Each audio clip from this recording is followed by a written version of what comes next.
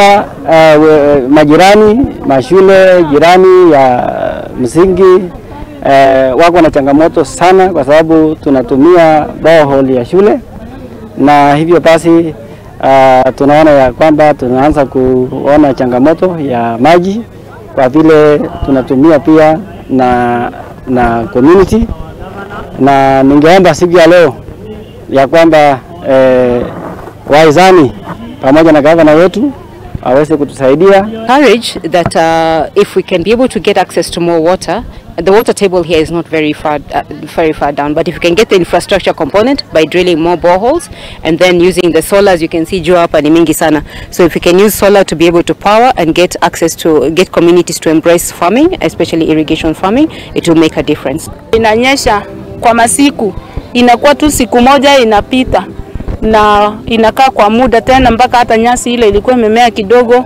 inakauka. Kwa hivyo hakuna mahali ambapo tungeweza kupata chakula katika sehemu hii. Kuna shida ya chakula sana. Haswa kama sisi wamama tunatafuta sana tunachuna matunda ya miti ambayo inaitwa creation pamoja na loma na sorit.